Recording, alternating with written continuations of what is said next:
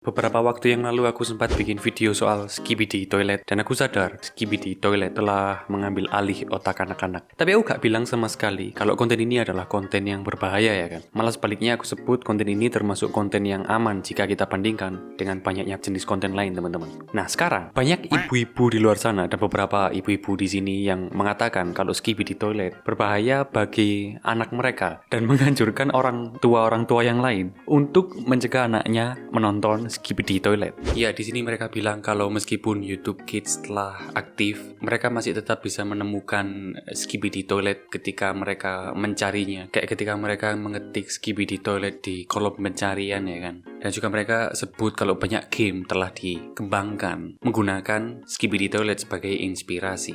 Kayak yang ditulis di artikel ini, salah satu game telah melewati 1 juta download di Google Play Store. Ya, aku bisa meyakinkan kalian semua kalau di Play Store banyak game yang lebih aneh daripada Skibidi Toilet. Dan kalau kita berbicara soal seberapa berbahayanya pengaruh game-game tersebut ketika dibandingkan dengan game Skibidi Toilet, tentu banyak hal yang harus dipertimbangkan kayak apa pengaruh yang dihasilkan dari game tersebut.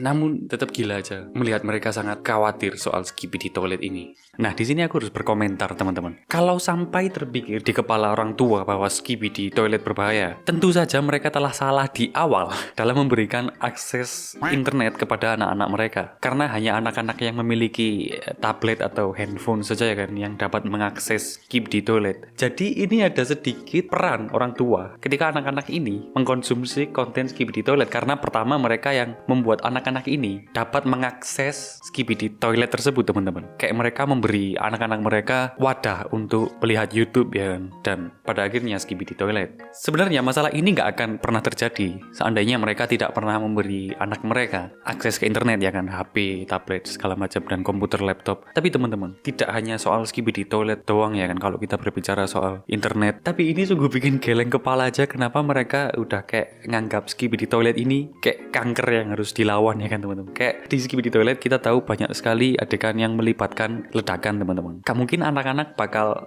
terinspirasi untuk melakukan itu dan meledakkan diri mereka ya kan. Kayak seberapa bahaya sih yang mereka bicarakan di sini dan aku gak lihat sama sekali sih seberapa bahaya konten Skibidi Toilet ini. Kayak kata mereka malah menurutku ini aman saja teman-teman dan menghibur ya kan kalau dibandingkan dengan yang lain yang ada di internet. Ini bukanlah yang terburuk, gitu aja sih. Jadi itu tadi soal ibu-ibu di luar sana yang khawatir soal hal ini teman-teman, soal Skibidi Toilet. Sekarang ibu aku teman-teman, ya jadi ibu aku adalah seorang guru TK dan kayak yang kalian udah bisa tebak arah pembicaraanku adalah ke murid-murid dia, murid-murid ibu aku teman-teman. Jadi murid-murid ibu aku mulai melakukan gerakan-gerakan yang aneh yang meniru Skibidi Toilet. Dan kenapa aku yakin banget mereka meniru Skibidi Toilet? Ya karena ibu aku bilang sendiri waktu itu, dia cerita ke aku kalau muridnya suka bahas Skibidi Toilet dan suka menyodorkan wajah mereka ke teman mereka dan ke ibu aku juga teman-teman. Ya tapi mereka kan bocah ya kan teman-teman. Kayak jika memang benar mereka dipengaruhi Skibidi Toilet, semua hanya soal waktu sampai anak-anak ini melupakan hal itu ya kan teman-teman. Kayak tiap pengaruh yang kita pernah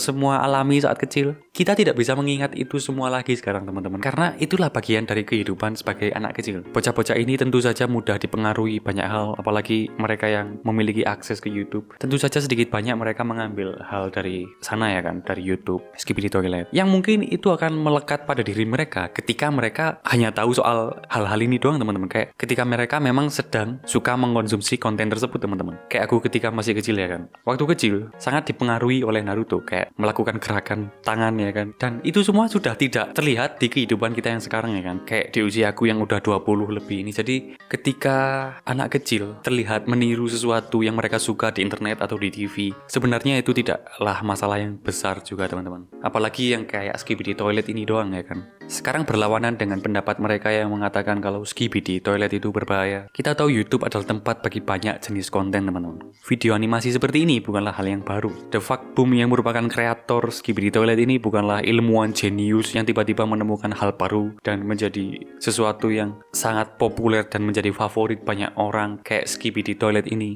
Menurutku teman-teman, Skibidi Toilet ini adalah sesuatu yang brilian, memiliki plot dan intens ya kan. Kayak ada permasalahan di cerita Skibidi Toilet ini yang tentu saja patut diapresiasi, malah bukannya malah dicela teman-teman. Kayak aku gak melihat apapun yang salah di sini, kecuali mungkin sedikit aneh saja dari segi penyampaian komedinya atau kayak penyajian animasinya. Namun untuk berbicara soal hal yang aneh teman-teman, kita bisa pastikan kalau Skibidi Toilet ini bukanlah hal yang teraneh yang ada di internetnya kan. Jadi bingung aja sih kenapa setiap orang yang booming, ada saja yang membenci, ada saja yang memberikan reaksi negatif. Tapi itulah internet, Bung. Dan kayak yang aku bahas tadi, kenapa mereka harus kasih akses internet ke anak-anak kalau mereka takut mereka bakal bisa lihat Skibidi Toilet ya kan. Kalau mereka takut akan konten Skibidi Toilet, bahkan sampai menyarankan untuk menyalakan YouTube for Kids, yang memang boleh saja sih dilakukan, karena itu satu cara untuk menjaga anak tetap jauh dari konten yang tidak aman bagi anak-anak teman-teman. Tapi untuk memberikan akses internet ke anak-anak dan membuat kreator yang terlihat salah di sini, dan bukannya mereka yang beri akses internet tuh kayak gila teman-teman. Kalau mereka sadar ada yang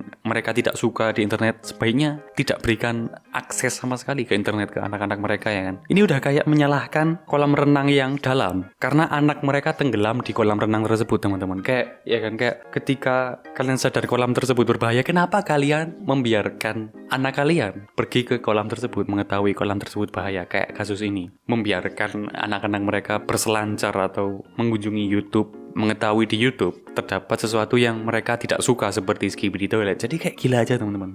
Karena aku bisa aja tunjukin kalau di YouTube bahkan lebih buruk daripada itu, kayak bahkan video porno pun ada di YouTube. Kenapa bisa ada di YouTube? Kalian mungkin bertanya ya kan. Karena mereka melabel video tersebut sebagai video edukasi seksual. Jadi kayak ketika tahu ada sesuatu yang berbahaya di satu tempat, lebih baik tidak perbolehkan siapapun pergi ke sana daripada menyalahkan apa yang sudah ada di tempat tersebut teman-teman. Jadi itu aja sih untuk seberapa anehnya orang-orang ini malah menyalahkan sesuatu yang tidak berbahaya sama sekali ya kan.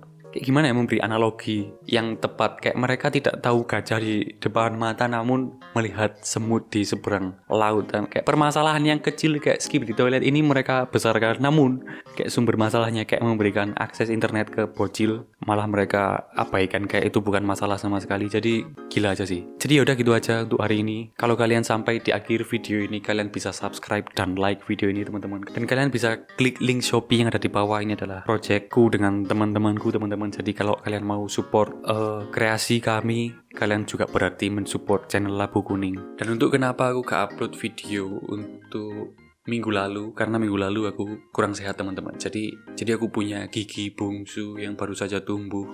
Jadi gusi aku sakit dan tentu saja untuk berbicara itu sangat susah teman-teman. Jadi ini sudah mulai baik lagi dan kali ini kita bisa lanjut lagi membahas hal-hal yang aneh yang ada di internet. Jadi udah subscribe ke Labu Kuning. Kalau kalian ulang tahun, selamat ulang tahun dan see you.